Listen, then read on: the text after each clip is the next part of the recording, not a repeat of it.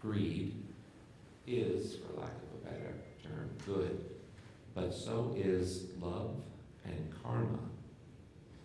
And so you can come, talking about you. Come on up. It's okay. Encourage you.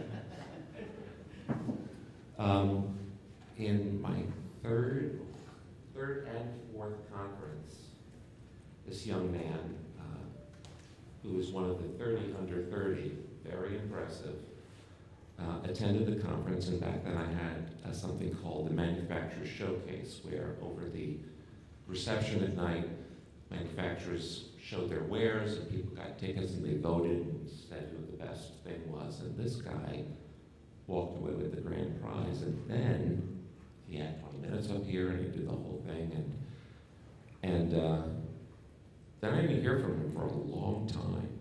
And I was like, I really like that guy. What happened to Vivek? So I write him from time to time, and he's a big CEO now, and 30 and 30, and I didn't know that. And I was like, I wonder whatever happened to his company. So about 2 weeks ago, when the first of 3 or 4 speakers dropped for COVID or other things, I wrote him and I said, I'm kind of in a bind.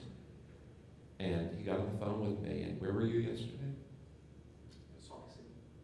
And where are you tomorrow? He was in Salt Lake City.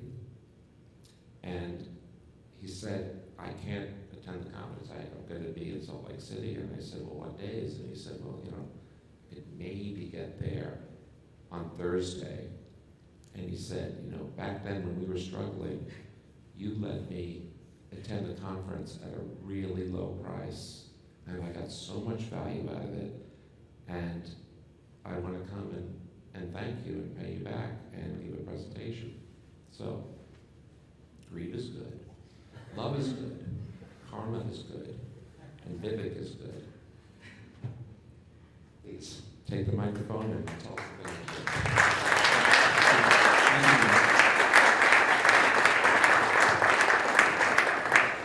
I think the only correction to Joe's narrative is, I don't think you let me in for a low price.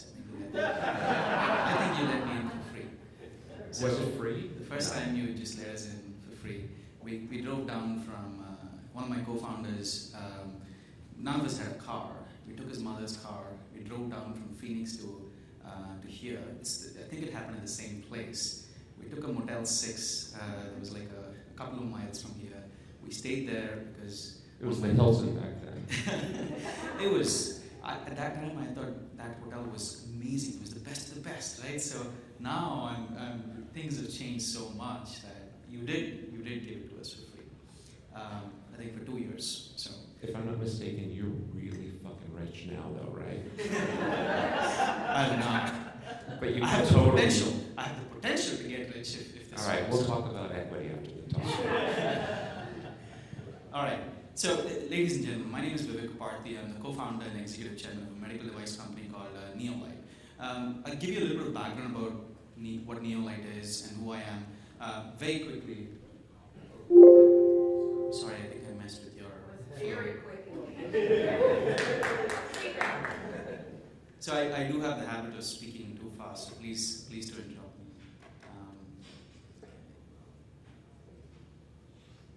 There's one more. Come on. Where's all this stuff? Okay, there.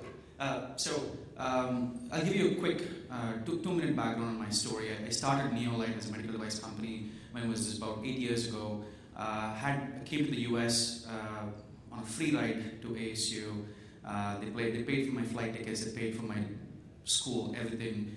Fell in love with this idea to treat jaundice in newborn infants because my co-founder was a biomedical engineer, I was a business graduate.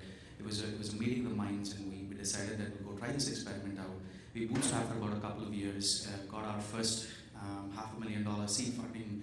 When was this? About 2016. And from then on till today, we've raised about $20 million in capital. We have about 40 employees working for us full time. We have sales in about 90 countries worldwide. US, we sell direct. Internationally, we have about 35 distributors. We, as a company, we hold about 10 patents. We have about another 20 of them that are pending. I started with zero. Everything I had, everything I've done so far is because of the benevolence and kindness of a lot of people, including Joe. A little bit about the technologies we carry at NeoLight. So this is called Phoenix Icon. Where's the Icon Go? And then we have the Skylife device. So I started off with Skylife, which is the most powerful device on the planet.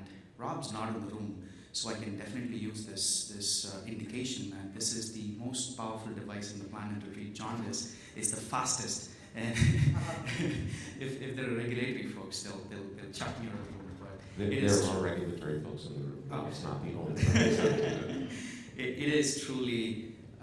This is our 60th year of treating jaundice in neonatal babies using light. This is our 60th anniversary. The last innovation that happened in this space was about 20 years ago. We raised our hands about 6 years ago, and we told the world that we wanted to come up with a really powerful device, and that's what you're seeing on the screen. It's FDA cleared, it's commercial, it's in the market. We sell to a lot of the hospitals in the US and internationally. Just a quick side tour to the previous conversation with Danny, right? So, what's interesting in our space is I focus very much on the neonatal space, the NICU, the newborn care, the first 0 to 27, 30 days of the baby's birth. The players in our space is GE, Stryker, Medtronic, Natus, we have Philips, and Siemens. These are the players that Natus actually is a $1 billion public company. They actually IPO'd with the ticker symbol of baby as their ticker symbol on NASDAQ. They IPO'd about 20 years ago. All of these companies got $500 million in revenue each from the neonatal line. And what happened, this is I'm talking about 20 years ago. Today, Natus has told the world that they're walking away from the neonatal space. Philips is no longer in the neonatal space. There's no Siemens, there's no Phanom, there's no Acton Medical. All of them have disappeared. GE is the only company that's mostly doing life cycle management and life cycle innovation. The reason why the landscape is this way for us in the neonatal space is because none of these big companies who gobbled up all these smaller companies innovated in their portfolio. And as you know, medtech innovation is very hard, it's capital intensive. Medical devices, you're designing devices for a baby, it's goddamn more difficult. It's like moving a giant metal ball up the hill, right? So none of these big boys did any of these innovations. There are these smaller companies that were trying to come in, and so they didn't realize the value of organic innovation, and so they've all walked away. Now we're back at the cycle of there are a few good hungry startups in this 10 million, 50 million, $75 million revenue range. And I think we're back to that new cycle of one of these big guys coming and swooping in a few of these assets and rolling up a larger portfolio, or a few of these bigger guys, right? So it's interesting how there's a cycle around how these strategic partnerships actually work in the space. Why did they all abandon the space? Natus, each of them had a different reason. So Natus had 3 CEOs in the last 6 years who drove the company in an entirely different direction, each of them. It's now a neurological company and not just necessarily a neonatal company, right? So the challenge with the neonatal space is you're not talking about cardiology where it's about $25 billion or oncology where it's $100 billion, right? So each product individually you're talking about is a $500 million market size, right? So why would some of these bigger companies invest $50 million to do R&D in order to go after one product line which is about $250 million or $500 million market size, right? So I mean that was the philosophy even in 2000. Everybody got all these innovations. GE became GE because they acquired Omega, right? So Natus became Natus because they acquired Clarity Medical Systems. So they bought it. Acquisition was their strategy to be the market leader in terms of innovation. It was not. It's funny, right? So you think of GE as a world leader in innovation. You would expect that they have a superb R&D team. They do have a superb R&D team, but they do the cost-benefit analysis of doing the risk versus the reward, and they don't have the time to take up all that risk. But you said there's been no one in 20 years addressing jaundice the way you have. And so that which was introduced 20 years ago is still around, so why aren't they still selling this cash cow product at a terrific margin because there's no one like you to compete? Yeah, there's nobody. They've not even done life cycle management, especially in the world of jaundice. They just have the same device that they've been selling for the last 20 years in the market. And I mean, imagine the state of parents, right? So 20 years ago, it was beautiful, it was perfect because it was a per day billing model. Hospitals loved it. $5,000 a day. The longer the baby stays, the more money the hospital makes, right? So it was perfect. Hospitals loved it. Now hospitals are unhappy because you have the DRG billing modality, and hospitals given from the insurance space, here's $20,000. I don't care if the baby takes 5 days or 50 days. You got to get the baby out of the system as fast as possible. All the devices we have are 25 years old. They're all designed to take their own sweet time, right? So that's the gap. I think a lot of these new innovations like NeoLight. There's a bunch of other companies like us that are trying to come in and NICU and neonatal industry. You've got multiple verticals. Jaundice is just one of the different things that happen in NICU, right? There's a gazillion other indications. There's a gazillion other conditions. Yes. So are you also competing then with Brilliance from Equalize Health? They're actually targeting, I think, first probably OUS. So, but they also saw the same gap. So I was wondering how you compare to the Brilliance device. Sure. So Brilliance is one of my inspirations to have started NeoLight, right? So at first I started this company because every day about 1,200 babies die worldwide because of jaundice. Nobody dies in the US because of jaundice, right? So I mean, if you look at the other two devices, they're used for retinal imaging of the baby's eye. These are the most powerful devices on the planet, all three of them.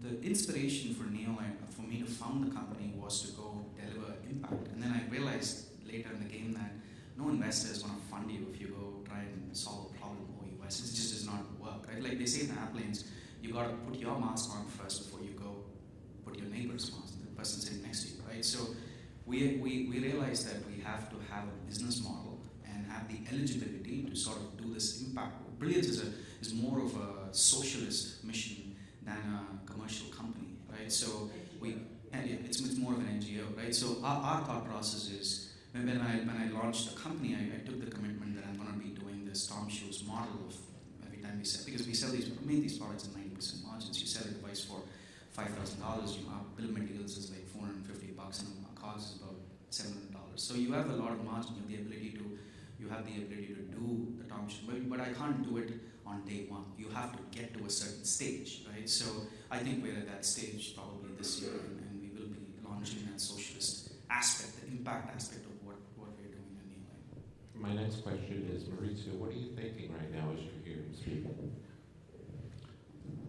Well, I think you are practicing what I was trying to teach, right? So you got to the problem by you defined the problem first. You went after the solution. You knew you could achieve impact, and you being very rational in your market execution by studying, in this market and then expanding outside of the U.S., etc.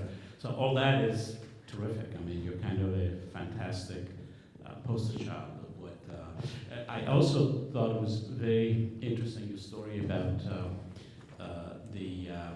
the big players moving out, and obviously the crisis around pediatrics and neonatal devices. Very few people have the stomach to stay in it. It reminded me of a different story, and I won't mention the company, but I went to visit the major research center of this very large pharmaceutical company. And all I'll say is it's in Groton, Connecticut. I won't mention the company. And as I'm going through these sort of hangars full of white lab coats and laboratory benches, the head of R&D told me, so this is our research center. Now I'm going to show you where 90% of our innovation comes from. And he took me to another building, and as far as you could see was lawyers. And they said, these are all the people that are doing the M&A that brings in all those garage companies out there in California that really are the driver of the innovation. I think you're talking about the same thing. Yep. So first you saw white coats, and then you just saw ties. They didn't have ties. Okay, I'm dating myself.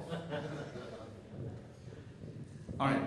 So before I have one more slide on the actual topic that I'm going to be talking about, which is the growth capital, the exit strategies for medical device companies, the capital raising strategies for medical device companies.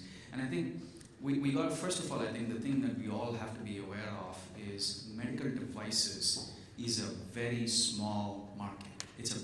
I'm talking about capital, I'm talking about investments. You go to CNBC, you go to these news reports from investment bankers like Goldman Sachs, people talk about 30% of all venture capital goes into healthcare.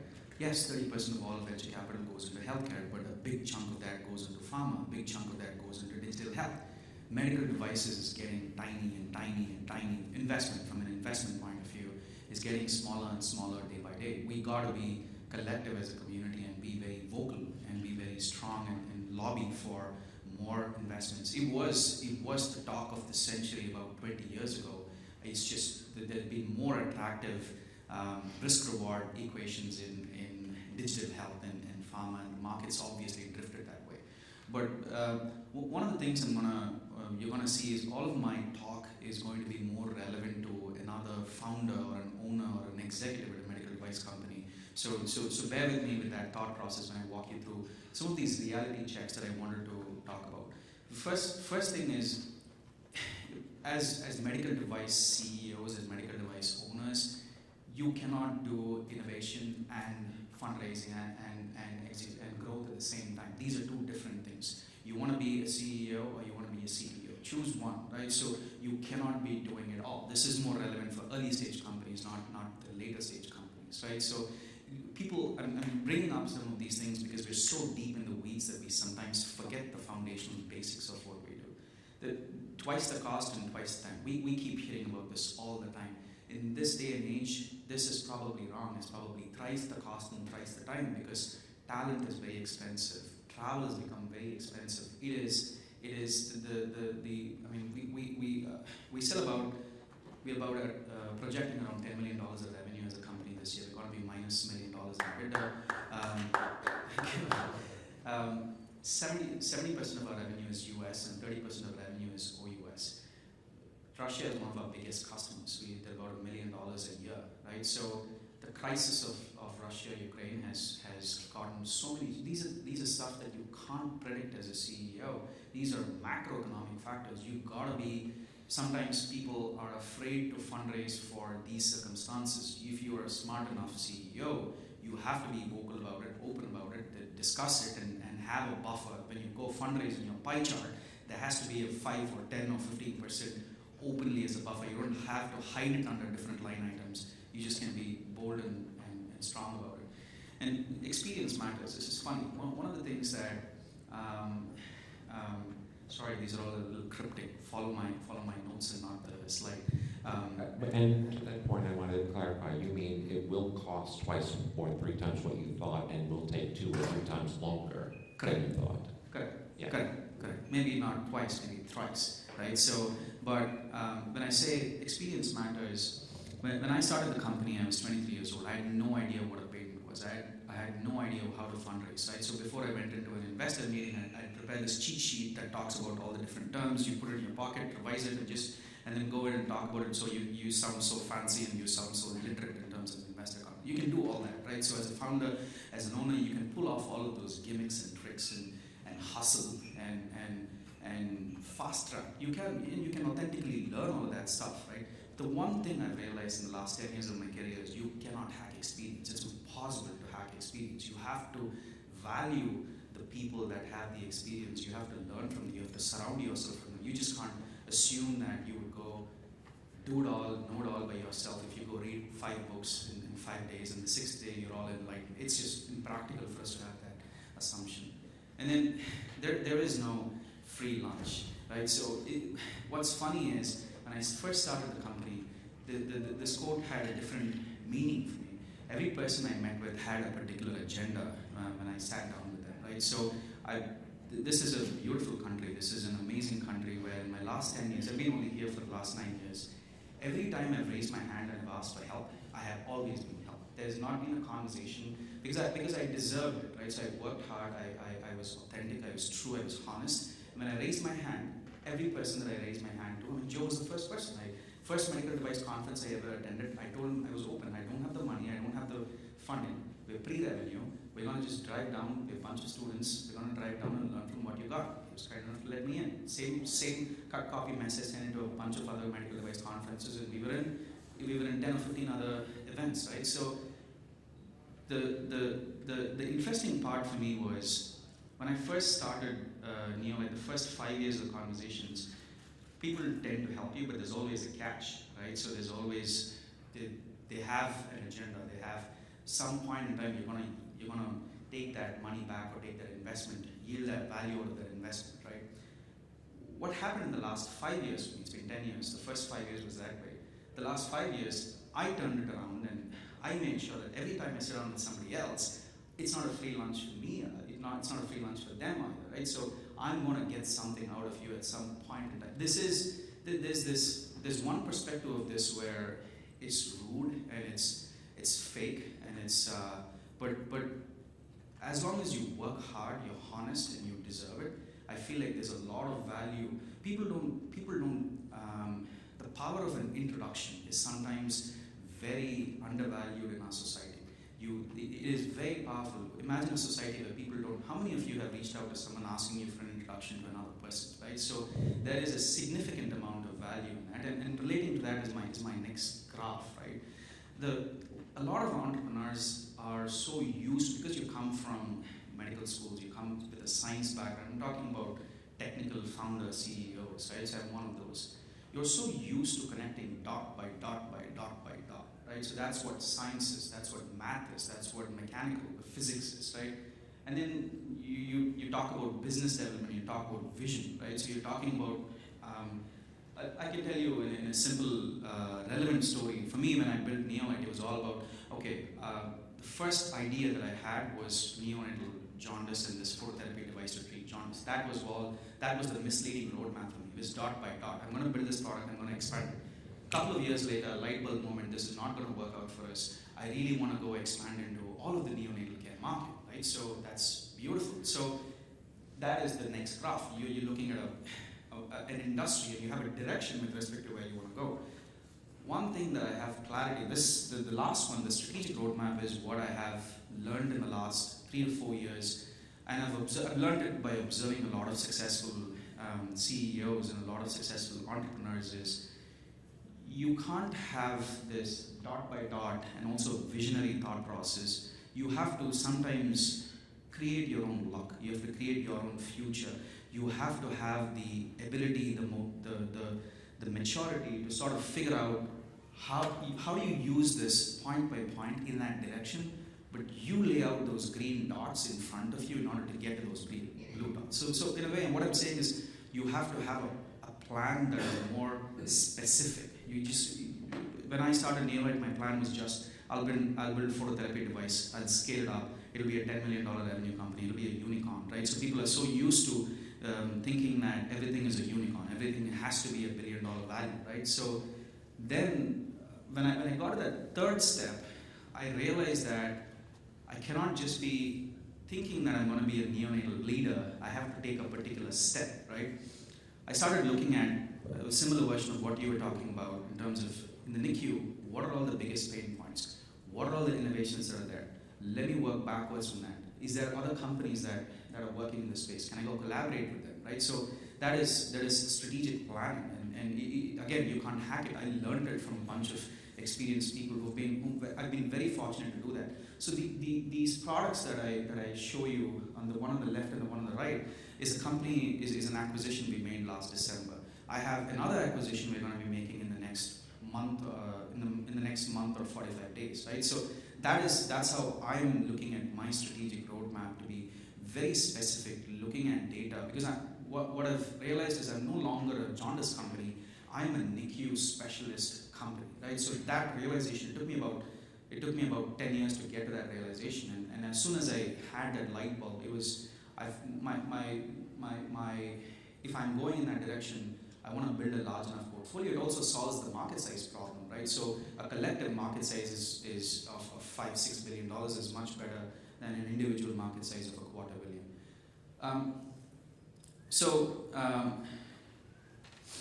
With MedTech capital and growth strategy, before I go too deep into this, let's talk about fundraising avenues, right? So we have seed investors, angel investors, we have venture capital. I think everybody knows what angel investors and seed investors and venture capital investors are.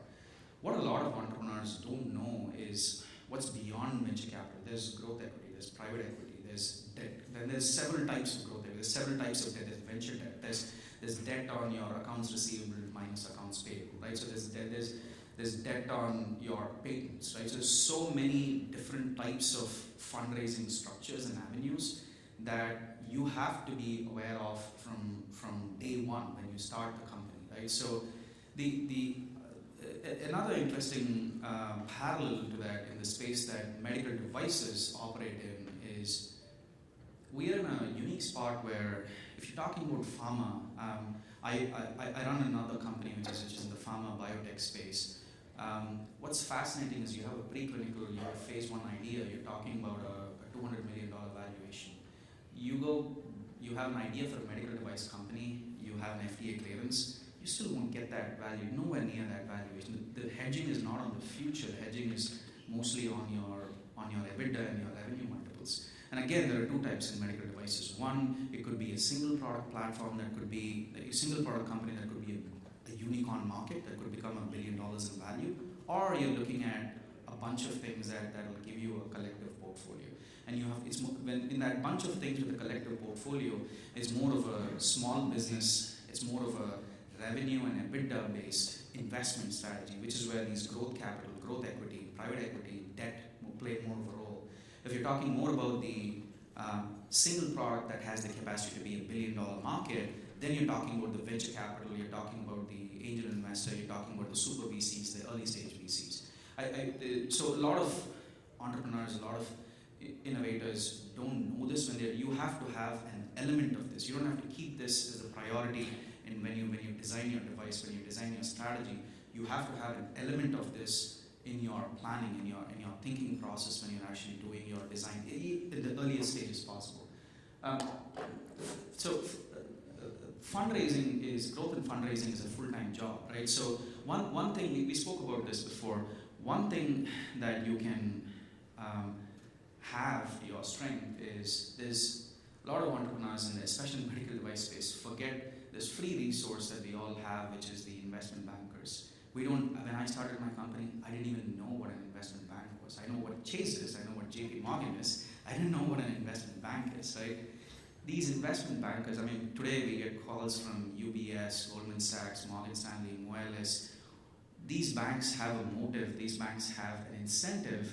When I get to that $50 million in value and revenue and they flip me for $500 million in valuation, they're the ones that get to represent me. And every single one of them calls me and gives me free advice and tells me that, Vivek, I've got this idea for you. Why don't you think about this? Because they feel like they've got to do their job today in order to go back that deal to go sell my $50 million in revenue for $500 million in valuation and take 3% or 5% of that value, right? So, that is an absolutely free resource. I've got 15 bankers. Every time I have an idea, I just call one of them, brainstorm, and I send a PCC email to all of them saying that, hey, I'm looking for a company in this space. Do you have any ideas? Do you have any suggestions? Right? So it's good because they can also represent the other side. They take deals to them. It's just fascinating how you can convert some of these data points into some of these players into your strength. There's no free lunch. You leverage that and you convert them into people that actually help you do what you're doing in the space. Right person, right seat, right time. Do your homework. Right? My very first investor, it took me from the day I had my idea to my seed investor, it took me about 200 conversations. It took me about 18 months of bootstrapping. My mom sent me $600 every month to sort of pay for my room, for me to sleep on my floor and take the bus, right? It was fine. But in that 18 months, I presented to about 200 investors. And I remember so many conversations where people just woke up and walked away from the room, threw papers at me saying, you have no idea what you're talking about. You don't even know the fundamentals. You don't even know the basics. You don't even know my background. So I learned it the hard way of how to do this. Don't be doing that. Every investor will have an agenda. Every private equity investor. Sometimes we work with this philosophy of as a founder asking for money, as an entrepreneur asking for money. You think as if that you're, I wouldn't say begging for money. You think that there's a lot of power in the investor's hands. But the reality is, it's an equal partnership. You're giving equity in your company. They are going to be a partner, whether they have 1x liquidation preference or 5x liquidation preference. You are really giving them an opportunity to make money, right? So you change that mindset internally in your mind. You flip it, and then you'll realize that you have the equal power in the conversation. And when you have that realization, you can actually openly ask an investor before you even do your own introduction. Every time we jump on a call with a VC or a private equity or growth equity investor, the question I ask is, what is your fund size? What is your goal? When are you looking at from a return point of view? Please give me some clarity on what types of investments you've made and what types of involvement that has been in this exact industry. We don't ask those questions. We forget. We take all of that for granted. We work with a lot of entrepreneurs work with that mindset of, oh, I have to do everything I can to impress this VC to go get that check from him. Right? That is. I'm just talking about a slight change in the mindset that we as entrepreneurs, as CEOs, have to have. That will yield a lot of value first. And when I say do your homework, you actually don't have to sit on the computer and have your team do the homework and give you a report. You jump on the call unprepared, ask the VC to do the homework, ask the VC all these questions. That is your homework. You're not talking about six days of background of homework before that you're doing, right?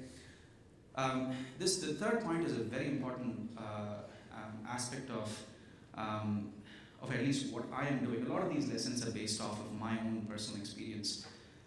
One light bulb moment that I've had in the last 3-4 years, I feel like this will be relevant for a lot of founders in the revenue stage, in the growth stage companies, is my cost to run the company is about $11-12 million right now. I've got a beautiful team. We've got a manufacturing team. We've got a sales team. We've got a pre-sales. We've got a quality, regulatory, sales training, IT support. We've got all of these team members. My burn's about $12 million. I know that my burn next year is also going to be $12 million. I don't need a significantly larger team. The year after is also going to be $12 million. What can I do to increase the top line? What can I do to increase the top line in order for me to generate more EBITDA, in order to generate more cash, right? And from that came my thinking that I gotta go grow either organically or inorganically, but I have to do something in order to go increase my gross margins. And from that came the thought process of I can grow either organically, inorganically, or I can do both. And then we decided that we'll go fundraise to go make acquisitions of other companies. So I built a large enough portfolio where I built a revenue generating company. As founders, we're not tuned to think about revenue, EBITDA, cash flow management in the company. Because what happens is you get to the stage, you don't have that maturity to grasp all of this. A VC comes in, a sophisticated investor comes in, he or she sees that you don't have this capacity, they chuck you out, they keep you as chief technology officer, they bring in a new CEO. Well, actually this skill set of managing the company from a cash, from a growth, from a business point of view is very easy. It is very easy. You can surround yourself with the right team members, you can surround yourself with the right board members, and you should be able to knock this out of the park. The point I'm trying to say is, for all those technical founders, technical owners, technical executives, learn a little bit of this perspective that will help you, that will yield you a lot of results in the longer term. You don't have to be set aside, you don't have to be chucked out. Right? That if you do, that is probably your mistake and not their fault. And leverage your exit strategy. That's my last point for the day, and then I'll open up for any Q&A. What's funny is, in the last 5 years since I've built NeoLight, every year I get calls from strategics and sometimes private equity. Private equity has been calling me only for the last 2 years. What's funny is, the term sheets we've been getting for acquiring NeoLight are, hey, you've raised $10 million. I'll just pay you $10 million cash to cash. Pay your investors out. I'll give you a couple of $1 million and go take a holiday, go retire, right? So it is the same exact term sheet I've had for the last 5 years. And then last year when we actually started generating some real revenue, and this year we've been projecting 10, we're getting some okay term sheets. You've raised $20 million. Okay, I'll pay you $30 million, $35 million and buy you out. That's not why I'm running the company. But every single time I have those verbal conversations, my comment is, can you please give me a term sheet? I'd love to take a look at it, go discuss with my board and come back to you. I'll collect all these term sheets, leverage it, use it, right? So if I can go back to my existing investors and tell them that, hey, I can give you 1.5x of your money, or if you really want to do this for 10x or 15x, you got to invest more capital and invest into the company, right? So you can leverage it in so many ways from the point of view of whether you use it for your bank loans, whether you use it as a collateral, whether you use it for any prospective investors, valuation strategies, right? So don't underestimate the value of a low ball offer for your company. That take it, don't execute on it, leverage it. The manipulative marketer in me love that story. I just love that.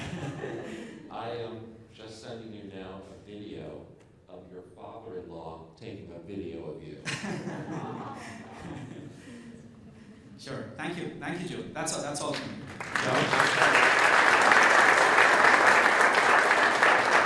So if history is due to repeat itself, I'm thinking around the year 2030, Anna is going to be up there telling us a story.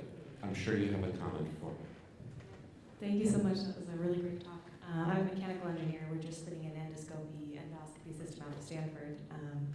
My question would be, how do you choose your first employees, your first, second, third? How do you make sure that personality fit? And what strategic backgrounds were you looking for those first employees?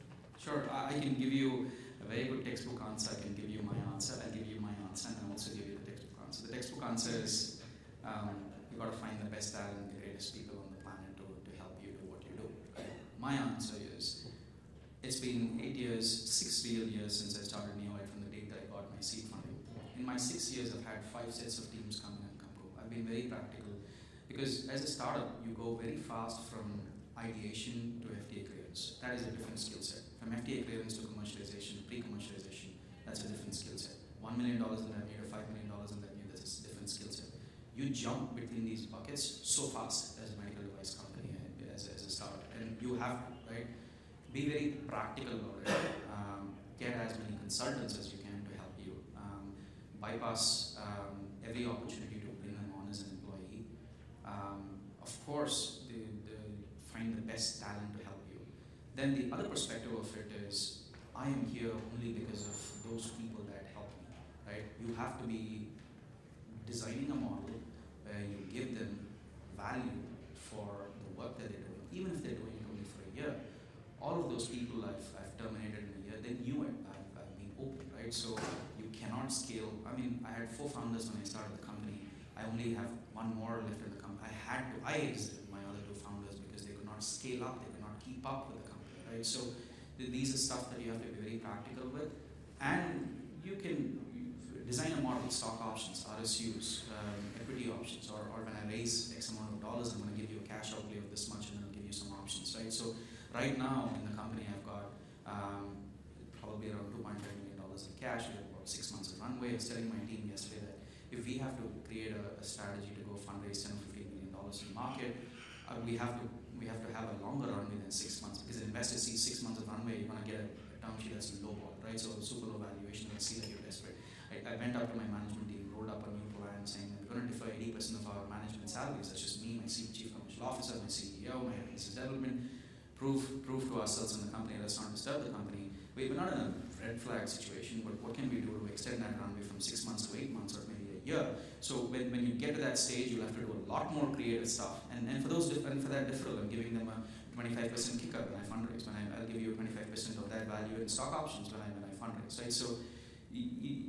So as leverage that creative angle of win-win, because they're all doing this because truly, even if they're an employee, they're doing this because they believe in your product, and give them a piece of the pie or a path to realize a piece of the pie.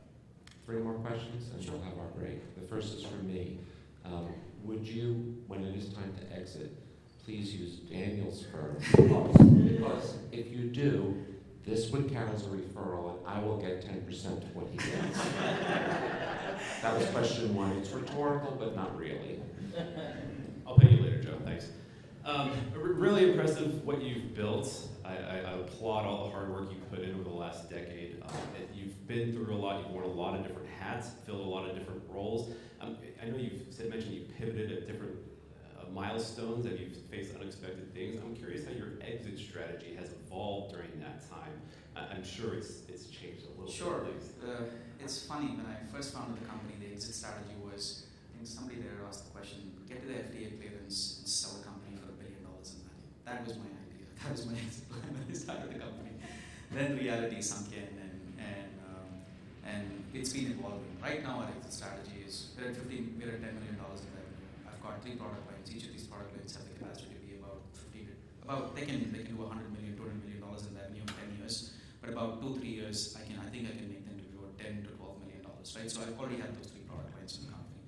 I'm acquiring one more in the next month or so. I think that'll be my 4th product line that will get me to that 10, 12, $15 million in revenue. And I do one more acquisition. My goal is to get to that $50 to $70 million in revenue, because I won't unlock a value, an exit value on my multiple at $10 million in revenue. Any VC, strategic, and private equity is going to see, $10 million in revenue, just buy it for $20 million. That's what I would do, right? So why would I pay $100 million even though you have a disruptive product? I mean, I've seen so many companies down in my space that are truly, really amazing products. I mean, as if I were God, I would take those products and put it in the market, because I really care for all these babies. My daughter was in the NICU for a month. The billing was a $200,000. That was the bill for her to stay in the NICU for $200,000. The insurance paid for it, of course, but I am in a way paying for it through my taxes, right? So why do we have such a painful system, right? So I mean, that's a different topic. But going back to your question, the clarity I have right now is it's not necessarily about the product. It's more about the business and how much cash the company generates, and it's a combination of the power of the potential of the product. And because all these big strategics, they're so lazy that they want to have their bananas peeled open, put it into their mouth, and you have to chew it for them, right? So and they don't want to take you on when you have $0 in revenue. They just don't want to, unless you're a big billion-dollar unicorn. And your equation of if it was great timing, because you can't control timing, right? So if it happens, it happens. You can't plan for that, right? So the thing you can do is strategic fit. So the strategy I have right now is, can I raise $10 or $15 million right now? I acquire a couple more product lines, add it to the company, because I've built the best team on the planet to go sell into a NICU.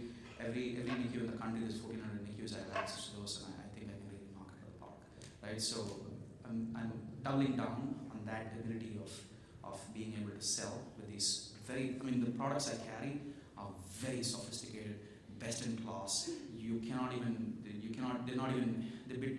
Disruptive innovation is too strong of a word. I don't like to use that word. They're between that incremental innovation and disruptive innovation. But if you go to a customer and you show them the existing product and my product, they just buy it in a jiffy, right? So that's the kind of products I'm collecting. Because I have a 4-year-old, I was in the NICU for a month, and I really share and feel the pain of all these babies and mothers. All right, maybe one extra question I'll squeeze in. Will you accept our money in your next round? Not a joke. Is there a way for us to participate in your great success? As long as it's strategic. So I raised $20 million in capital. I don't have a private equity investor. I don't have a venture capital investor on my board right now. Not a single dollar has come from venture. I only raise money from people that share the same passion and the vision as me. Honor Health, Dignity Health was my first ever investor in the company. They own about 120 hospitals after they merged with Catholic Health right now. I have a lot of physicians that invest in me. Because the pitch is, it's a bumpy road. When I go and show up my papers and tell them that I may do this and may not do this, right? So they have to have the maturity and the ability to understand. My job is to keep it as transparent as possible. That's it, right? So not everybody has the ability to understand this. But my challenge has been that if I bring in a private equity, there's a different motive. They have a timeline, they have a fund, they have a thought process, and it has certain strings attached. It's fine. I think there's one more acquisition opportunity we're looking at. It's a carve-out out of a big public company that's doing about, the carve-out's revenue is about $25 million in revenue. If I want to go buy that, I can't go to high net worth individuals and family offices and go raise $20 million, right? If I want to go buy that $25 million of revenue, I'll probably have to raise $50 million from private equity. That is a different story, right? So that you're talking about it entirely differently. For a company that's of our size and stage, raising $10 million from family offices, I think is pretty doable. So anybody, and our criteria is you got to bring something else other than money, right? So anything that's strategic, and that's the plan. Thank you, fantastic job. I have 2 questions for you. I always like to know what your biggest mistake is to prevent me from doing that. Sure. And then number 2 was, are you finding that your company is more valuable to mid-level companies instead of the big Medtronics? Just to get on GPO contracts Yeah. and for innovation. So I'll answer the second question first. It's very funny you asked that question. So we're at $10 million in revenue, right? The mid-level companies are probably in the $50 to $100 million range. There's probably a handful in our space. There's not a lot in the NICU space, for the obvious reasons we talked about. I have term sheets from all of these people. There's International Biomedical, there's Centec, there's Clinical Innovations. Every single one of them has given me a term sheet for maybe 2.5x the X of revenue, right? So it's fine. I'll give my investors back a couple, 2x of their money, and I'll probably make a little bit, and that's a different story. Half of my mind tells me that I could go sell it to them on a different day, and the other half tells me that I have to create that myself to get to that $100 million stage, because I know there's a bunch of other innovations that I've seen that I can collect, convert it into a large enough revenue if I have the right set of investors, right? So if one of these companies, so we got a call from one of these smaller players. The big ones will not buy us right now. Will not buy even any of it. We have to get to that $100 or $150 million in revenue. The one that gets there the fastest is the one that gets to be acquired by a Stryker or a Medtronic or a GE, right? So that is absolutely clear. Am I going to be joining forces with the other guys who are in the $100 million revenue range, or am I going to build it myself? It is dependent on the variables. It's dependent on the capital I collect. It's dependent on the timing. It's dependent on what kind of value that I'm paying for the other deals that I'm acquiring to add it into my portfolio. So we will be open, but we'll be pursuing both of those strategies at the same time. Ladies and gentlemen, that's my friend Vivek.